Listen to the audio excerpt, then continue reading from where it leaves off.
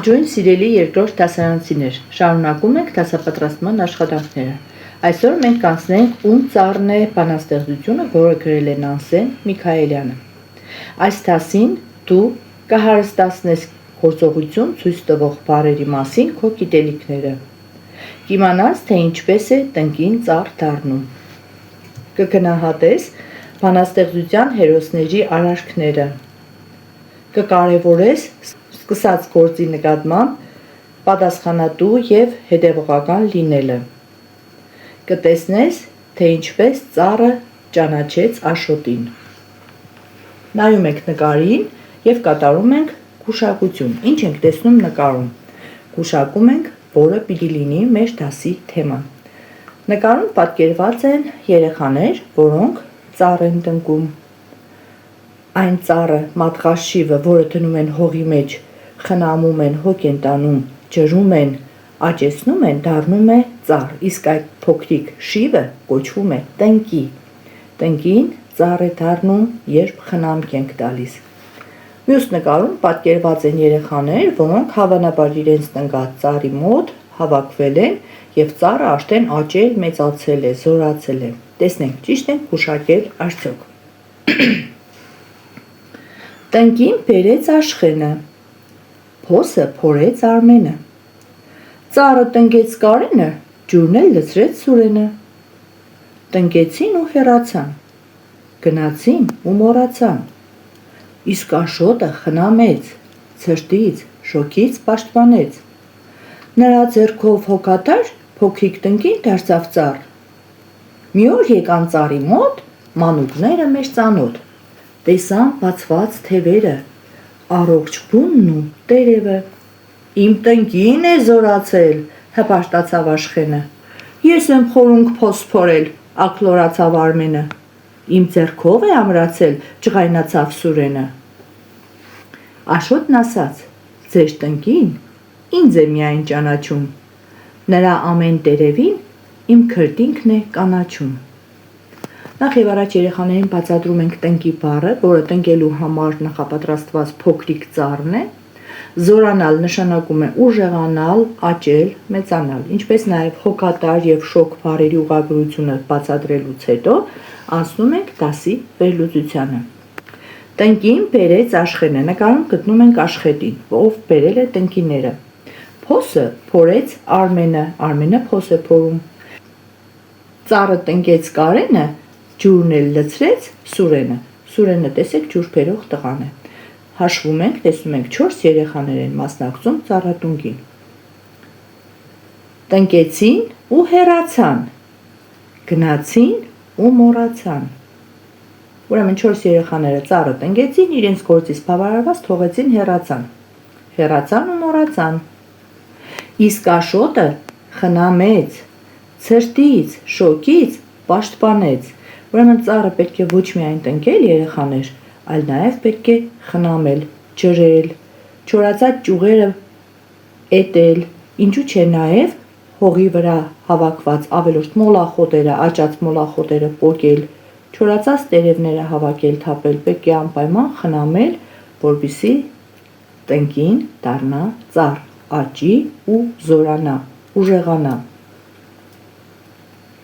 Նրա ձեռքով հոգատար փոքրիկ տնկին դարձավ ծառ։ Աշոտը հոգ տարավ, խնամեց, որպեսզի տնկին չչորանա, չմահանա, այլ հզորանա, ծառ դառնա։ Մի օր եկան ծառի մոտ մանուկները մեջծանոթ։ Այս 4 երեխաներ, ովքեր ծառն էին տնկել, մոտեցան իրենց տնկած ծառին։ Տեսան բացված թևերը, ճյուղերի մասին է խոսքը, ծառի թևերը նրա ճյուղերն են։ Առողջ բունն ու տերևը, բունը, արմատից մինչև ճյուղերն ընկած ուղղաձիգ հատվածը բունն է ծառի։ Իմ տնկին է զորացել, հպարտացավ Աշխենը, Աշխենը ով տնկիներն էր բերել, հպարտացավ, որ իր տնկին զորացել է, ուժեղացել է, մեծացել է։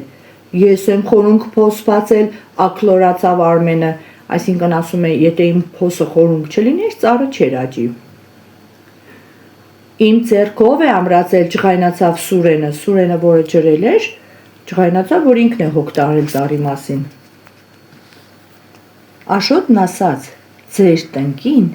ինձ է միայն ճանաչում։ Ինչ է նշանակում ինձ է միայն ճանաչում։ Այսինքն տնկին ամեն օր Աշոտին է տեսել, ամեն անգամ Աշոտն է խնամել տնկուն։ Տնկին բացի Աշոտից ուրիշ ոչ մի երեխայի չի հանդիպել իր աճելու, զորանալու ընթացքում։ Նրա ամեն տերևին իմ քրտինքն է կանաչում։ Քրտինքը կանաչել երեխաներ փոխաբերական իմաստով է ասում։ Կարծես ասում է ես եմ քրտնել, ես եմ չարչարվել, իմ քրտինքով է ձեր տնկին ծառ դարձել։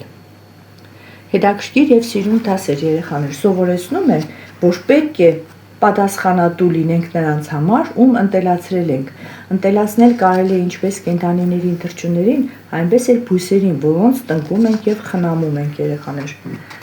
Անցնենք հարցերին, չնայած մենք արդեն վերլուծել ենք, բայց մեկ անգամ եւս կկաշտանք։ Ովքեր մասնակցեցին ծառատունկին՝ Աշխենը, Արմենը, Կարենը, Սուրենը։ Իսկ վերջում խնամեց ծառը Աշոտը։ Ինչ է անհրաժեշտ, որ տնկին ծառ դառնա։ Տնկին ծառ դառնալու համար անհրաժեշտ է խորը փոս փորել, տնկին դնել փոսի մեջ, ջրել եւ ամեն անգամ հոգ տանել, ցրտից, շոկից պաշտպանել։ Քո կարծիքով երեխաներից ով է իրավացի։ Այստեղ երեխաների կարծիքներն ենք լսում, մեկը ասում է եթե խորը փոս չլիներ, չէր աճի, մյուսն ասում է եթե տնկին չլիներ, հնարավոր չէր որ ծառը տնկվեր, մյուսն էլ կպատասխանի, որ եթե Աշոտը հոգ չտաներ, այդ աշխատանքը ջուրը կլցվեր, քանի որ տնկին չէր աճի, չէր զորանա։ Երբ են ծառ տնկում երեխաներ, տարվա որ եղանակին։ Գարնանն են տնկում, այո, որովհետև այդ ժամանակ բուսականությունը հողից կլանում է բոլոր անհրաժեշտ նյութերը, խոնավ է եղանակը, արևը նաև ջերմացնում է եւ բույսին անհրաժեշտ բոլոր օգտակար նյութերը հողից ստանում են գարնանը։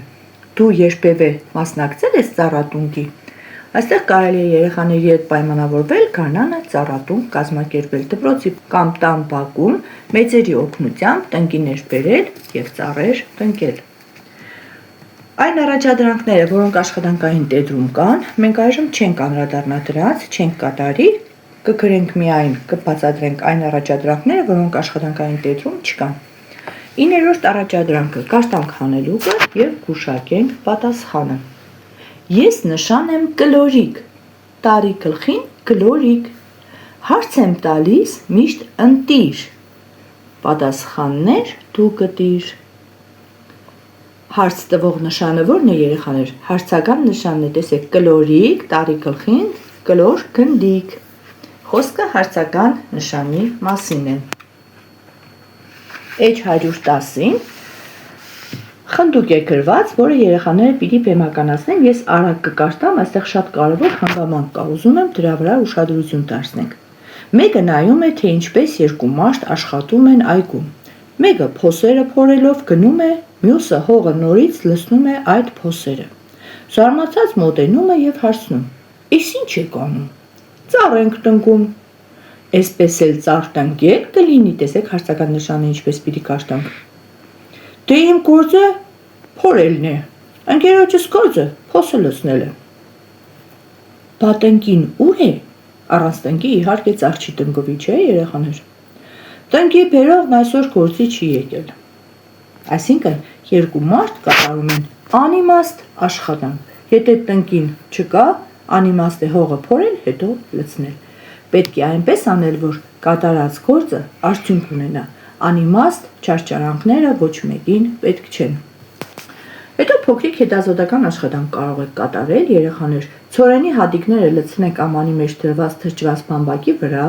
դնեք մի լուսավոր տեղ, կարող եք պատուհանագորգին դնել, ջրել ամեն օր, բայց չափավոր քանակությամբ, շատ չջրել, որպեսզի չփճանա հատիկը։ Մի քանի օրից ծիլերը դուրս կգան։ Կհետևեք ծիլերի աճման ընթացքին։ Կկատարեք չափումներ, կգրանցեք տետրերում։ Տեսեք, այսպիսի արդյունք կարող եք ունենալ երեխաներ։ Սա կարող եք նախապատրաստել եւ հետագայում շուտով զատիկ կլինի Սուրբ Զատկի տոնից առաջ, մի շաբաթ առաջ կարող եք նորից տնկել, ցորենի հատիկները ցանել եւ գեղեցիկ բույսերը կաճեն եւ կանաչով կգեղեցկացնեն ձեր տոնական սեղանը։ Ինչ տնկել եք կամ ցանել, պարտավոր եք հոգ տանել, պահել, սիրով, խնամել։ գործը մինչև վերջ անել։ Այսինքն, եթե որևէ գործից հոգնում եք կամ թերի եք թողնում, այդ գործը համարեք, որ չեք արել։ Ամեն մի աշխատանք պետք է կատարել մինչև ավարտին հասցնելը։ Այժմ անդրադառնանք աշխատանքային տետրին։ Առաջադրանք 1-ը երեխաները գրում են հոգատար եւ շոկ բառերը։ Հոգատար լսվում է K, գրվում է K, շոկ էլի լսվում է K, գրվում է K։ Կարող են նաև բառակապակցություններ եւ նախադասություններ կազմել այս բառերով։ Առաջադրանք 2-ը բանաստեղծությունից օգտվելով լրացնել աղյուսակը, գնահատել յուրաքանչյուրի կատարած գործը 1, 2 կամ 3 միավորով։ Աշխենը ինչ էր արել երեխաներ։ Աշխենը ինչ արեց, բերեց տնկին։ Ես 2 միավոր եմ տվել, քանի որ առանց տնկի բերելու հնարավոր չէ ծառ տնկել, ինչպես խնդուկի մեջ էր պատկերված։ Արմենն ինչ արեց, փորեց փոսը։ Նորից 2 միավոր։ Պետք է խորը փորել, որ ծառը աճի։ Կարենն ինչ արեց, տնկեց ծառը։ Սուրենը ջրեց տնկին։ Իսկ Աշոտն ինչ արեց երեխաներ, ամենակարևոր գործը արեց Աշոտը։ Խնամեց տնկին, ցրտից, շոկից պաշտպանեց։ Դրա համար Աշոտին տվել ենք 3 միավոր։ Ամենաշատ միավորները տվել ենք Աշոտին, քանի որ նա էր տնկին ծառ դարձրել։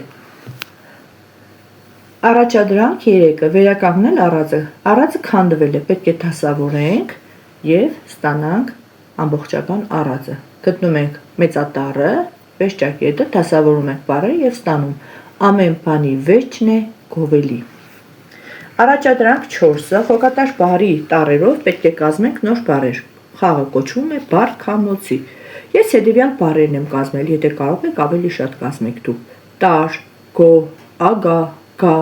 հոտ, հոր, հար, ահա, արա, գործ, գրո, տարա եւ այլն։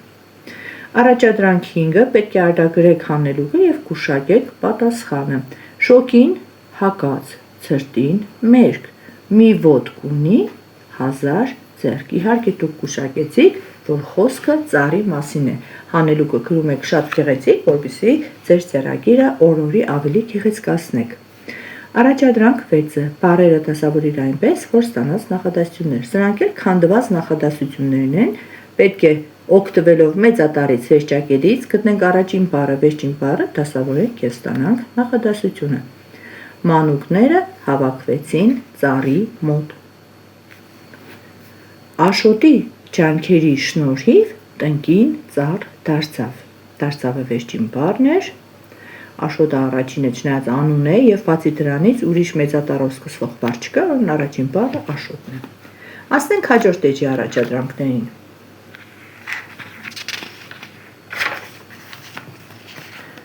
Առաջադրանք 7 գործողություն ցույց տվող չվել, դեղնել, շողալ բառերը